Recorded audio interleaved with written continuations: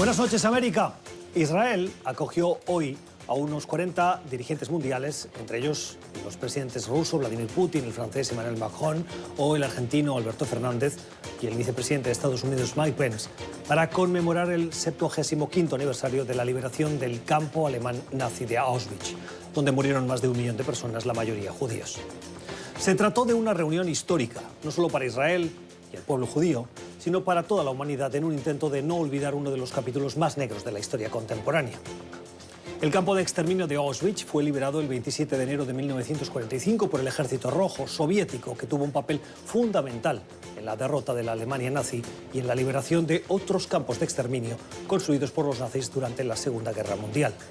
El macabro plan nazi para exterminar al pueblo judío, un tercio del cual consiguió asesinar, parece encontrar hoy eco en declaraciones de países como Irán, que declara abiertamente que quiere borrar a Israel de la faz de la tierra y que en otro nivel inspira también incomprensiblemente a ultranacionalistas en el mundo, desde Alemania, Europa en general e incluso Estados Unidos.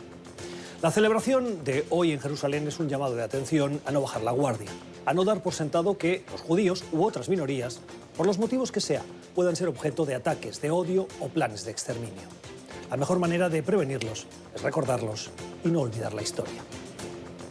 Son las 7 en Ciudad de México, las 8 en la costa este de Estados Unidos, Bogotá y Quito, y las 10 en Montevideo, Buenos Aires y Santiago. Y esto es Cuestión de Poder. Bienvenidos. Hoy en el programa, ¿hay riesgo real de una epidemia de coronavirus a nivel mundial? Trump confirma que ampliará a más países el veto migratorio que impide ingresar a Estados Unidos. Analizamos cuáles son los retos de los derechos humanos en América Latina en 2020. Victory is winning for our country. Comienza un cambio de régimen político. Desde nuestros estudios en Washington, la opinión, el análisis y las voces que nos ayudan a comprender nuestro mundo. Es cuestión de querer, es cuestión de poder. Comenzamos y lo hacemos con algunas noticias de la actualidad que nos han llamado la atención, a las que les queremos poner notas al pie o la voz de los expertos. La primera mirada es para una encuesta, ahora que estamos inmersos en ese juicio político al presidente Donald Trump. Los demócratas, como han visto en la cobertura de NTN 24, están tomando la palabra estos días. Mañana es el tercero en el que pueden distribuir esas 24 horas, de acuerdo al reglamento, para defender su causa. Después vendrán los republicanos o el equipo defensor del presidente Donald Trump. En esa batalla que se libra en el Senado, es una batalla política, hay un tema que continúa pendiente y es si los demócratas van finalmente a poder llamar a nuevos testigos, que es lo que quieren. Los republicanos insisten en que eso no va a ser posible, no están por la labor. Pero este no es un juicio normal, es un juicio político y la opinión pública cuenta y mucho. Una nueva encuesta de Reuters nos da datos de cuál es el sentir, el palpitar de los estadounidenses. Preguntados en esa encuesta realizada por Reuters Ipsos sobre qué debería pasar en ese juicio político, qué le debería pasar al presidente Donald Trump, el 44% cree que debería ser sustituido. El 15% ser reprendido formalmente por el Congreso, aunque no llegara al extremo de su remoción de la Casa Blanca.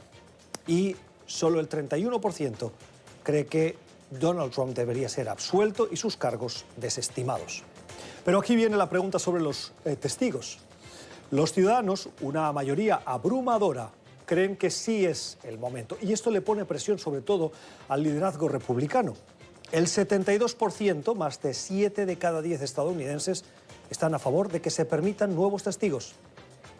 Fíjense que ese es el promedio. Pero preguntados esos ciudadanos sobre sus opciones políticas, el 84% de los demócratas sí cree que tiene que haber testigos, y aquí viene el dato interesante. El 69% de los republicanos consultados también lo cree. Otro dato interesante que ponemos al principio de este programa: hoy la Organización Mundial de la Salud decidió no decretar una emergencia internacional con motivo del nuevo coronavirus que copa y llena espacios informativos, entre ellos, por ejemplo, el de NTN 24, por la preocupación que está suscitando en los gobiernos del mundo. Miren que el virus en cuestión surge en China. Y este próximo sábado, el 25 de enero, se celebra la celebración del Año Nuevo chino. Unos datos interesantes que justifican, por ejemplo, por qué el gobierno chino ha decidido poner en cuarentena a varias ciudades, 3, y prohibir, por ejemplo, las celebraciones de ese día tan importante en Beijing. Y es que, de acuerdo a los datos que ha recopilado Statista, el Año Nuevo chino es, de acuerdo a estos datos de todo el año 2019, el evento del mundo que más personas llevan a viajar para su celebración, 415 millones el año pasado, seguido del Festival Hindú de Kumbh Mela, con 150, las fiestas de fin de año de Estados Unidos, 115, el Día de Acción de Gracias, 53, la fiesta musulmana, particularmente celebrada en Irak, que moviliza a más de 20 millones de personas, y finalmente en Arabia Saudí, la peregrinación a la Meca, con 2,5 millones de personas que viajan por esas celebraciones. Esta cantidad de gente que se mueve es la que ha llevado a las autoridades chinas a estar preocupadas porque ese movimiento puede contribuir a la expansión del virus. Y ya que hablamos del virus, ya se han reportado casos en varios países del mundo, en Tailandia, Corea del Sur, Japón, en Estados Unidos, y hay alerta y preocupación en algunos países europeos y también latinoamericanos. En México ha habido algunas alertas que se han activado y que luego se han acabado desmintiendo, igual que en Colombia o en otros países de la región. Vamos a abundar un poquito más para buscar explicaciones. Saludamos a esta hora en Miami a Nuria Lawson, que es médico del Hospital General Palmetto en Miami. Señora Lawson, gracias por estar con nosotros. ¿Qué tan peligroso es este coronavirus? Bueno, si tomamos en comparación las otras enfermedades que hemos tenido de epidemias causadas por coronavirus, llega a ser bastante severo estas infecciones. En el 2003 tuvimos otra infección que comenzó también en la China, que era el SARS, y después tuvimos otra infección que comenzó en el Medio Oriente, que era el MERS. Otra infección respiratoria por coronavirus. Y en esos casos, de las personas infectadas hubo un buen número que se murieron por una pulmonía difícil de contrarrestar porque no hay ningún tratamiento, no hay antibióticos, esto es un virus, y lo único que se podía hacer es darle soporte médico a los pacientes. ¿Cuál es la forma más habitual de una infección de este coronavirus? Un virus que se transmite por vía respiratoria. O sea, si alguien tose encima de ti o alguien estornuda encima de ti, o si uno toca superficies que tiene el virus y entonces se toca la cara, la boca, los ojos, la nariz, con las manos contaminadas. Es la misma manera que se pasan las contaminaciones de resfriado y de gripe. Así que si estás cerca de una persona que tiene esta infección, se puede dar el contagio de la infección. Que es la razón por la cual la CDC aquí en Estados Unidos está bastante preocupado, porque si nos es difícil controlar un resfriado o una gripe, imagínate, igual va a ser difícil controlar estas infecciones por coronavirus. ¿Y cuál sería su consejo? ¿Qué podemos hacer los ciudadanos para protegernos? Bueno, debería de mantenerse las manos limpias, debería de hacer un esfuerzo de no tocarse los ojos, no meterse las manos en la boca, no meterse las manos en la nariz, lavarse las manos frecuentemente durante el día. Definitivamente esos alcoholes, los geles de alcohol que uno se puede limpiar las manos si no tenemos acceso a agua y a jabón, podemos ir usando eso. Esas serían las mejores medidas que podemos tomar individualmente. Definitivamente el gobierno ha tomado medidas mucho más drásticas. Ellos en Estados Unidos están a punto de restringir los vuelos de las personas que vienen de esa región en China, que es Wuhan, en China, la ciudad donde comenzó, y asegurarse que esas personas lleguen a 5 aeropuertos designados para que se les pueda evaluar si traen la infección o no. Y además de eso, pues tratar de desarrollar un tratamiento o hasta una vacuna lo antes posible para poder contrarrestar esto. Son las explicaciones, los consejos de la doctora Nuria Lawson. Es médico, trabaja en el Hospital General de Palmetto, en Miami. Señora Lawson, gracias por estar con nosotros. Feliz noche. Cómo no, mucho gusto. Ya regresamos. Tiempo para el análisis aquí en Cuestión de Poder, hoy para fijarnos en el trabajo que está haciendo la Comisión Interamericana de Derechos Humanos. Muchas cosas están sucediendo en torno a esta institución que forma parte del paraguas de la Organización de Estados Americanos, con una actuación independiente. Miren, hoy este organismo ha anunciado los 4 expertos que formarán ese grupo, que forman parte del grupo de expertos de Bolivia para coadyuvar en las investigaciones de la violación de derechos humanos que se han producido en los últimos meses, creo que desde septiembre hasta el pasado mes de diciembre. Eso por un lado. Por el otro, un grupo de esa comisión, encabezado por su presidenta, van a llegar a Chile este fin de semana. Está prevista la visita, la intención de entrar en Venezuela, algo que parece, hasta ahora a todas luces, bastante complicado porque las fronteras venezolanas las controla el gobierno, el régimen de Nicolás Maduro. Y además hay algunas confrontaciones con gobiernos nacionales. Muchas cosas pasando y todas ellas de relevancia lo suficientemente importante como para que hoy nos acompañen aquí en el estudio la presidenta de la CIDH, la señora Esmeralda Arosemena. Señora Arosemena, gracias por estar con nosotros. Muchas gracias. Es la primera vez que la tenemos en este estudio, es un placer. Así es. Y también nos acompaña el secretario ejecutivo de esa comisión, de esa CIDH, el señor Paulo Abrao. Señor Abrao, gracias. Gracias a ustedes. Quiero comenzar preguntándoles o preguntándole por la visita que va a realizar a Chile este próximo fin de semana. La encabeza usted, si no estoy mal. Sí, y la tensión que hay con el gobierno de Chile por los acontecimientos que se han producido, ¿en qué punto está? Bueno, creo que es muy importante señalar que el hecho de que estemos ya el día domingo en Chile es una expresión muy clara de la posición, la voluntad del Estado chileno de que la Comisión llegue a hacer esta visita in loco para la evaluación un poco más integral de las consecuencias, las causas y las consecuencias de lo que representaron precisamente las protestas en un término particularmente específico donde se dieron pues ¿Está ayudando el gobierno de Sebastián Piñera? Bueno, la invitación no las hace el Estado. Bueno, pero una cosa es que la inviten y la otra que la ayuden. Nosotros tenemos en el reglamento, esto ha sido unas comunicaciones que hemos tenido con distintas autoridades del Estado y precisamente lo que en nuestro reglamento se plantea es que el Estado que nos invita está obligado a garantizar que nuestra gestión, que las acciones que tenemos que desarrollar allá sean lo más completas posible. Lo que pasa es que, por ejemplo, en México se produjo el caso de Ayotzinapa y hubo un grupo de expertos, se avanzó, hay cosas muy positivas, pero una de las lecciones que nos deja esa visita es que el gobierno mexicano, si bien les abrió la puerta, no les ayudó.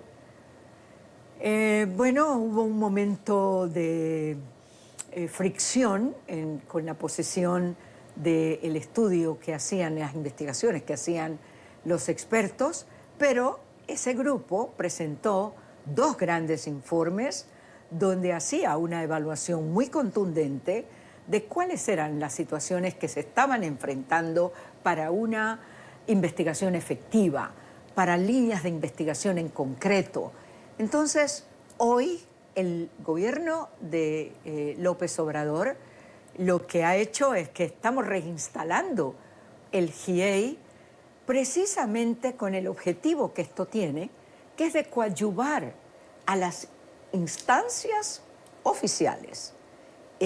Son las autoridades del país las que tienen la obligación de la investigación. ¿Qué hace el trabajo del GIEI? Es un punto de apoyo, es coadyuvar para que esa mirada externa, esa mirada del experto pueda indicarle a la autoridad nacional, mira, las líneas de investigación tenemos que trabajarlas de esta forma para asegurar respuestas. ¿Qué lista o qué brillante es la diplomacia? Esas palabras, coadyuvar, no es monitorear, no es dar instrucciones, aunque en el fondo va hacia ahí, ¿no? Hacia intentar asegurar que el trabajo que se está haciendo es un trabajo transparente, independiente y libre. No nos vayamos de Chile, porque sí me interesaría que hablásemos de Chile. Oiga, en Chile ustedes van a intentar poner negro sobre blanco sobre presuntas violaciones que se produjeron por parte de carabineros y autoridades, fuerzas del orden, sobre manifestantes. Cuando ustedes hacen ese trabajo y ven la respuesta violenta de algunos, quiero decirlo y subrayarlo, de algunos manifestantes violentos, ¿no tienen la sensación de que la reprimenda en los informes tiene que ir para los dos lados? Es que nosotros en los informes, y así esa visita que se produjo con el equipo de la Secretaría Ejecutiva, coordinándola el secretario ejecutivo, precisamente como observaciones preliminares, nosotros identificamos que hubo situaciones de violencia en algunas manifestaciones. El estándar interamericano es que el Estado tiene la responsabilidad de que en el manejo de las protestas haya la suficiente cobertura de seguridad, de protección, basada en respeto a los derechos humanos, para que se pueda identificar que esas respuestas violentas tengan una respuesta inmediatamente de control y no una respuesta global a la protesta de una manera que puede representar violación de derechos. Sobre Chile. Bueno, el tema es que la comisión entrará en el país y me parece que ahí hay un punto realmente importante. O sea, los estándares interamericanos, como dice la presidenta, son estándares que, primero, rechazan toda y cualquier forma de violencia. Segundo, establecen que es obligación del Estado generar la seguridad. Pero en este manejo de la implementación de la seguridad tiene que respetar los protocolos y los estándares interamericanos. Entonces, cuando pasa de que un grupo o una parte, como dice, de los manifestantes están haciendo uso de la violencia, es obligación de las autoridades del cuerpo policial saber hacer una separación de este grupo y no generalizar una respuesta de violencia para todos los manifestantes. Ese es el punto que la Comisión ha dicho a Chile y que creo que si se implementa sería una muy buena contribución para el fortalecimiento de la democracia en el país. Hablemos de Ecuador. El tiempo nos apremia. En los últimos días hemos visto una cierta tensión verbal, diplomática, entre las autoridades ecuatorianas y la CIDH. Tengo aquí las declaraciones, por ejemplo, del canciller ecuatoriano, el señor José Valencia, que ha dicho que ustedes no tienen la objetividad adecuada y centran sus informes en la versión, dice, de algunas personas, pero no de todas las personas que deberían formar parte de sus informes. ¿Qué responden? Mira, con Ecuador nosotros tuvimos la oportunidad de una respuesta prácticamente inmediata cuando se estaban produciendo los hechos, una oportunidad que también agradecemos al Estado de Ecuador que tuviéramos esa oportunidad. Y vuelvo al punto de nuestras observaciones. Son visitas de 2-3 días donde podemos recoger los elementos claves para medir, para poder evaluar una situación. Nosotros con las observaciones preliminares, con un contenido de recomendaciones, lo que esperamos hoy con Ecuador es que le sirvan al país precisamente para identificar cuáles son esos elementos que identificó la comisión para que se investiguen y que se determinen de una manera independiente, de una manera objetiva, la realidad de los hechos, verdad y justicia. Dice la ministra de Gobierno, señora Bravo, que existe falta de capacidad de la CIDH para reconocer lo que el Gobierno ha hecho en derechos humanos. ¿Qué responde? É que, primeiro, me parece que não é tarefa da OEA entrar em nenhum tipo de discussão com as autoridades. Ou seja, a comissão entrou no país à invitação das autoridades e seguiu sua metodologia e protocolo de trabalho, que é muito objetivo e é o mesmo para todos os países em todas as circunstâncias.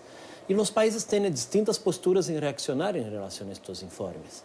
E neste momento, o que se escuta é que se esperava que a comissão pudesse revisar as condutas dos manifestantes ou também revisar responsabilidades individuais. É uma falta de compreensão pouco do mandato da comissão. O mandato que os estados da região han dado à CIDH é um mandato para revisar as condutas estatais. ¿Y qué es lo que hay que revisar? ¿Qué es lo que tiene que revisar el gobierno de Lenín Moreno? De que frente a situações que muitas vezes passam por convulsão social, isso é uma realidade que pertencerá a todos os países da região, as autoridades estão sempre preparadas a fazer uso proporcional da força, a utilizar protocolos com enfoque de direitos humanos e, com isso, saber separar quando há uma conduta de violência ou criminal típica de condutas que são de exercício de liberdade de pensamento e de manifestação. ¿Se excedió el gobierno de Lenín Moreno reprimiendo o haciendo frente a las últimas manifestaciones? Essa foi a conclusão que a comissão, em suas observações preliminares, han chegado, que em determinadas condutas houve uso excessivo da força. ¿Fue generalizado o fue puntual? A presidenta foi quem dirigiu essa comitiva, eu não estava presente, pero el informe de la comisión presenta sus conclusiones en ese sentido. ¿Es esa respuesta violenta que viola los derechos humanos la del gobierno de Lenín Moreno generalizada o puntual? Bueno, yo puedo decir que hubo algunas respuestas en determinados asuntos donde fue generalizada. En otros quedó... Por ejemplo, ¿nos puede dar ejemplos? Mira, yo recibí, yo personalmente, testimonios de una madre que cómo muere su hijo. Entonces, en esas respuestas uno tiene que evaluar que efectivamente hubo un uso excesivo de la fuerza. Era una manifestación, se dieron varias confrontaciones de varios grupos al mismo tiempo. Y eso, volvemos al punto de nuestros estándares, la fuerza pública, la policía, quienes están como responsables de atender situaciones de este tipo, no tuvo el control suficiente basado en derechos humanos para asegurar, para garantizar la vida, la integridad de las personas. Entonces, para nosotros, el tema de identificar que ha habido violación de derechos humanos, decía el secretario, no nos toca a nosotros hacer una investigación de qué fue lo que hizo un policía A o un policía B. Eso es precisamente la intención del informe de la comisión. Ese es el propósito de la comisión cuando visitamos a convocatoria de un Estado a un país para, y vuelvo a la palabra que me parece que te gustó, coadyuvar. No es que me gustase, pero me hace mucha gracia. Porque... No, pero al Estado a buscar una fórmula que, a ver, ¿qué quiere Ecuador hoy? La reconciliación fue un momento crítico, hubo una situación donde la sociedad ecuatoriana sintió la necesidad de evaluar qué nos está pasando. Entonces, hoy es cómo vamos a reconstruir esta confianza y esta credibilidad en la gestión de gobierno. Presidenta, necesito que me ayude con la brevedad. La principal recomendación que le hace hoy al gobierno de Lenín Moreno, ¿cuál es? Que estudie las recomendaciones que hemos hecho, que coloque en el plano de importancia y trascendencia que pueden tener las instituciones comprometidas para alcanzar una respuesta. Para terminar, quiero hablar de Venezuela. Ustedes han anunciado, a invitación del considerado presidente encargado de Venezuela, Juan Guaidó, como presidente de la Asamblea Nacional, que van a visitar el país entre el 3 y el 7 de febrero. Esto es a la vuelta de la esquina. Y quieren constatar la situación de derechos humanos. El gobierno de Nicolás Maduro no forma parte, se ha retirado de la OEA. Y Nicolás Maduro controla las fronteras. ¿Qué tenemos que esperar ese día 3? ¿Que usted llegue al aeropuerto o los miembros de la comisión y que les inviten a volverse y ahí termina todo? Bueno, la respuesta positiva de la comisión para realizar esa visita en loco tiene como premisa la legitimidad de la invitación. A partir de ahí, nosotros tenemos dos escenarios. Un escenario en el cual las autoridades del gobierno de facto no nos permiten entrar. Y obviamente que la comisión va a salir dura para denunciar una vez más las restricciones de la protección a la vida y la integridad de las víctimas. Porque la gran motivación de la comisión estar ahí presente es por las víctimas, por las personas que están siendo masacradas y violadas de manera sistemática en sus derechos y que están hace más de 3 años solicitando a la comisión para ingresar en el país. Y la CIDH ha más de 12 años pidiendo para entrar. Situación que se modifica a partir de julio del año pasado, cuando la Asamblea General reconoce el nuevo gobierno y el gobierno invita a la comisión. Entonces, nuestra responsabilidad es responder a ese llamado y ir para intentar desnudar una vez más esa situación. Y segundo, vamos, obviamente, reafirmar la integralidad del mandato de la comisión a la luz de la Convención de la Carta Americana para seguir monitoreando la situación de los derechos humanos. Que en verdad la comisión ya lo está haciendo, nunca ha interrumpido. Estamos exactamente en ese momento preparando y elaborando un nuevo informe situacional, independientemente de entrar o no. Y ahora la comisionada Esmeralda asumió hace 15 días la relatoría para Venezuela, que antes estaba con el comisionado Eguiguren, que terminó su mandato, y tiene la gran responsabilidad de construir esa nueva agenda de respuesta de la Comisión para el futuro. Tengo que terminar, le doy 20 segundos Bueno, sobre Venezuela. Venezuela para nosotros es una prioridad hoy. Necesitamos atender. Nosotros esperamos que las autoridades nos permitan entrar. Eso es una petición que hago a través de tu medio, que nos permitan entrar y que podamos efectivamente buscar las fórmulas de apoyar las gestiones en defensa de los derechos humanos de muchas víctimas. El trabajo de niñas, niños, adolescentes, mujeres, hombres. El trabajo, decía, de la Comisión Interamericana de Derechos Humanos, que hoy tiene en su cabeza más visible a la presidenta que hoy nos acompaña, la señora Esmeralda Arosemena, y también a su secretario ejecutivo, Paulo Abreu, que han estado aquí en Cuestión de Poder. Gracias a ambos por su trabajo, por su empeño en denunciar esas violaciones en este lado del mundo y por habernos acompañado esta noche. Gracias a ustedes. Muchas gracias. Pueden volver a escuchar esta entrevista en nuestro podcast, en Apple y en Spotify, y hacernos llegar sus comentarios a través de la cuenta de Twitter, Cuestión Poder NTN24. Tiempo para el debate en Cuestión de Poder, para escuchar las voces de liberales, conservadores, republicanos, demócratas. Hoy, en este tiempo, en el que nos van a acompañar Israel Ortega. Israel es analista político conservador y fue asesor de la excongresista republicana por Florida, Ileana Ros-Lehtinen. Israel, ¿cómo estás? Gracias por estar con nosotros. Gracias, buenas noches. Y con Patricia Sosa. Patricia es analista política, es demócrata, fue directora para asuntos intergubernamentales de la Agencia de Niños y Familia con la administración de Bill Clinton. Señora Sosa, gracias por estar con nosotros. Gracias a ti. Bienvenidos. Un breve comentario les pido sobre la evolución de este juicio político. ¿Cómo creen que se está desarrollando y, sobre todo, si está triunfando esa batalla que dan los defensores del presidente y el equipo de fiscales demócrata a la opinión pública con su mensaje para que cale lo que ellos buscan? Yo creo que por ahora no hemos visto que los demócratas han presentado el caso necesario para no nada más convencer a los demócratas, pero también convencer a los republicanos moderados, los independientes, aquellos que no prestan mucha atención a lo que pasa aquí en Washington. Y creo que ese es el desafío que enfrentan los demócratas, que las encuestas, el Centro Pew acaba de sacar una encuesta donde una mayoría del pueblo americano no está totalmente convencido si lo que hizo el presidente amerita que sea destituido de la presidencia. Y creo que ese es el desafío que enfrenta el Partido Demócrata.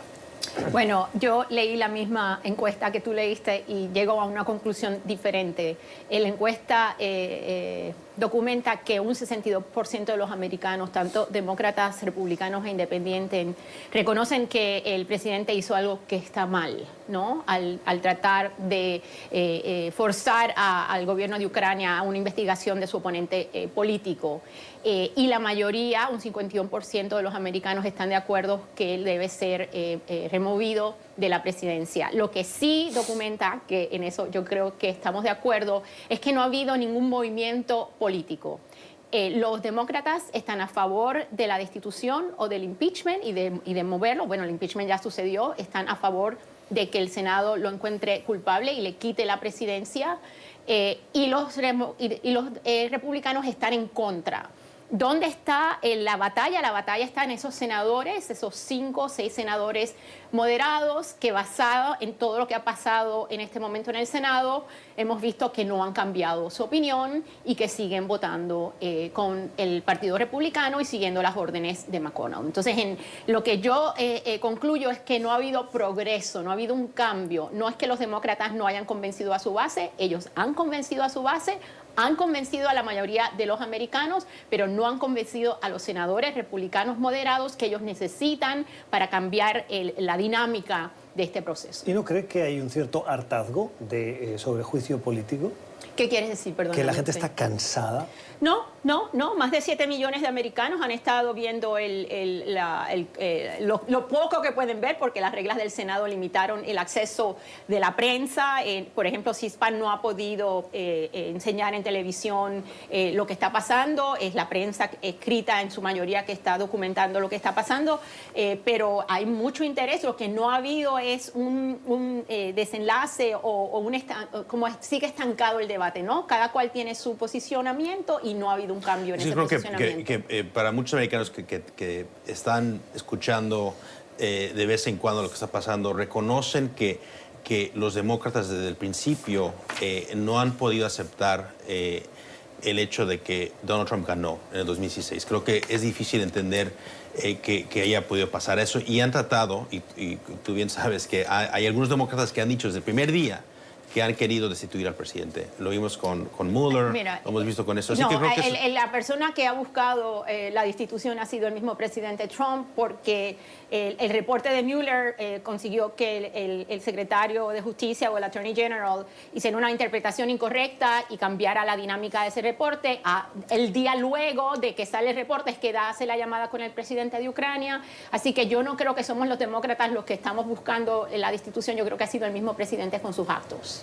Les propongo que cambiemos de asunto. En las últimas horas, la Administración ha divulgado 2 normativas que les pido un breve comentario. La primera es la confirmación, no es una normativa en este caso, para ser precisos, de que están estudiando ampliar la lista de países de lo conocido como veto migratorio.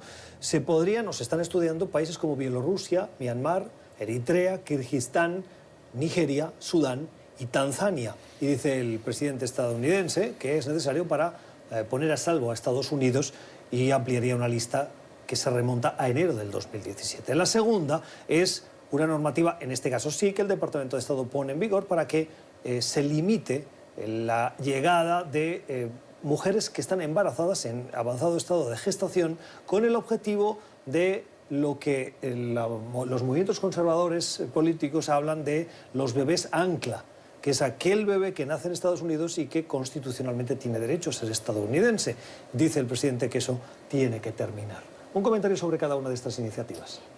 Sobre los países donde van a vetar los migrantes o prohibir en su totalidad que entren, te fijas que no son países cristianos, son todos países musulmanes, y con Myanmar, que creo que es un país mayormente budista, sigue en línea de que vemos una preferencia por los países cristianos y una discriminación bastante consistente en contra de los países musulmanes.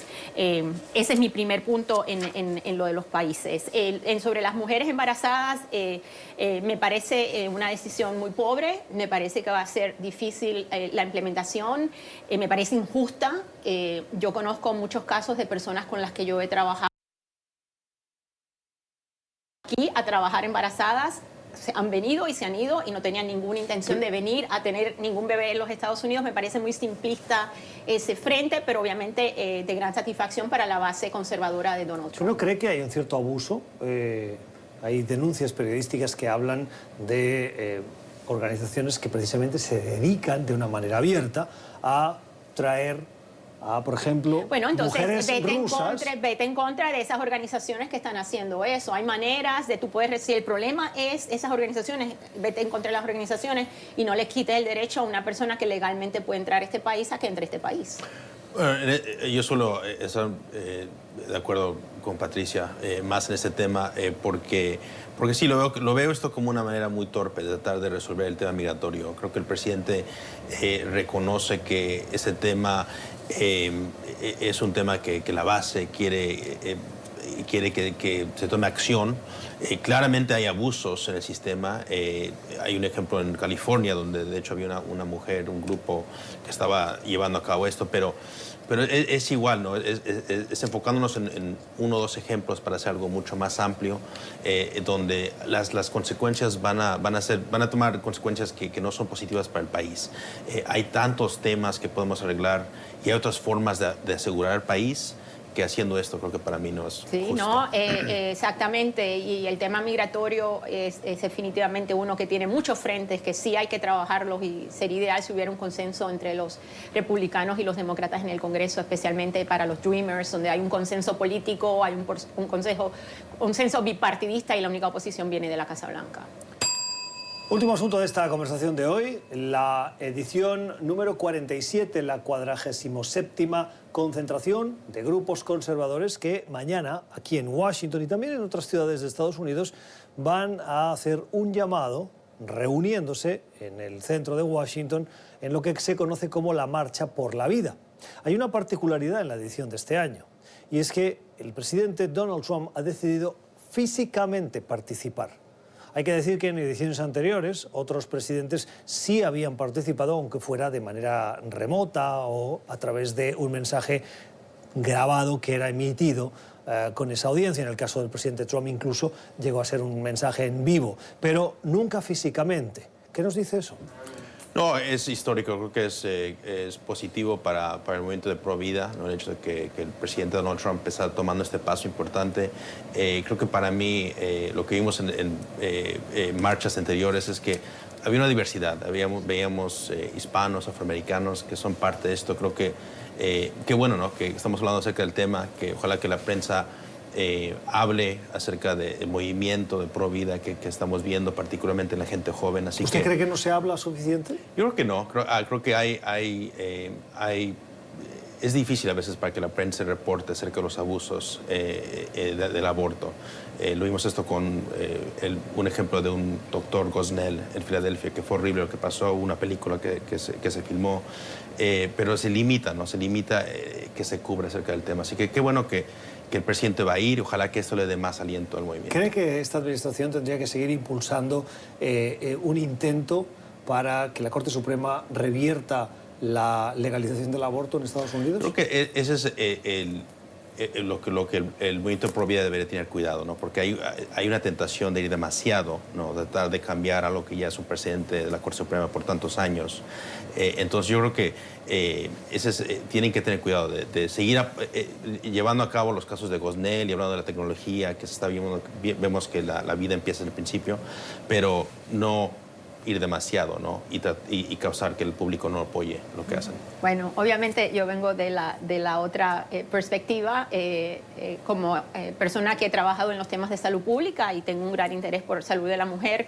Creo que esto es un tema central y para mí es un tema de salud pública y los republicanos es un tema social y un tema religioso, y esto para mí es una de las tantas actividades que está llevando a cabo el presidente para consolidar y movilizar su base conservadora. ¿No cree que hay demócratas que pueden estar también a favor de ese derecho a la vida y en contra del aborto? Lo que pasa es, déjame terminar, te voy a decir, sí pueden haber, ahora hay una gran diferencia en las plataformas y hay demócratas que están en el sur hay demócratas que están a favor de eliminar el aborto. Y hay una encuesta que acaba de salir hace poco donde, en cierto modo, esos que han luchado por una perspectiva negativa del aborto lo han logrado porque es un país, Estados Unidos, a diferencia de otros países de avanzada, donde el aborto se ve de una manera negativa, aunque la mayoría de las personas no quieren ver que se vuelve ilegal, porque ahí se recuerda, ¿no?, cuando el aborto era ilegal y cómo eso impactaba la salud de la mujer. Pero para mí es en un contexto no solamente del tema del aborto, que desde el lado de los que no estamos de acuerdo con la posición conservadora de los grupos que quieren imponer su opinión en nosotros, porque si tú no quieres tener un aborto, no lo tengas, y si tú religiosamente crees que no lo debes hacer, no lo hagas, y eso le queremos que todo el mundo tenga ese derecho. Es realmente imponerle su posición a otros cuando esa imposición le puede impactar la salud, puede hasta matar la madre si no tiene el aborto. Yo pregunto nada más porque yo pensé que el actual presidente del Partido Demócrata había dicho que si quieres ser demócrata tienes que ser pro-choice, o sea, pro al aborto. Entonces yo no sabía que había espacio en el Partido Demócrata para ser pro-vida, y creo que lo vemos en el número de demócratas en la Cámara y en el Senado que son pro-vida. Yo no sé cuál sería uno de ellos. Así que... y lo vemos esto en otro lado. Hay una marcha de mujeres. El domingo, el sábado pasado. Sí, exacto. Donde ahí decía, había un grupo o mujeres que son pro vida, que querían ser parte de esa marcha y fueron negados. Bueno, la marcha tenía 3 agendas, la parte de migración, la parte del cambio climático y la parte de salud reproductiva, que era una posición a favor de, ¿cómo es? Choice, ¿no? De la opción. Entonces, cuando tú tienes una posición en la opción y el grupo viene a decir que estoy en contra de la opción, porque ustedes dicen que están a favor de la vida y yo estoy con ustedes, yo quiero estar a favor de la vida. La diferencia es que ustedes están en contra de que haya otra opción basada en la decisión de la mujer. Entonces, ahí es que está el debate, la libertad, vivir en un país donde la salud de la mujer esté en manos de la mujer y no en manos de los grupos religiosos. Le tengo que dar la última palabra por las referencias personales, en 10 segundos. No, creo que eso no trata de eso. Creo que lo que yo estoy pidiendo es que exista en este país el espacio para gente que tenga pro vida, que también tenga esa oportunidad de expresarse. Sí, existe totalmente. Sin duda alguna. Las opiniones hoy encontradas de Israel Ortega, es analista político conservador, y de Patricia Sosa, es analista político demócrata. Gracias por habernos acompañado. Gracias. Vuelva a escuchar este debate, si quiere, en nuestro podcast en Apple y en Spotify, o háganos llegar sus comentarios sobre estos temas en nuestra cuenta de Twitter, Cuestión Poder, NTN24. Que tengan una feliz noche esta mañana.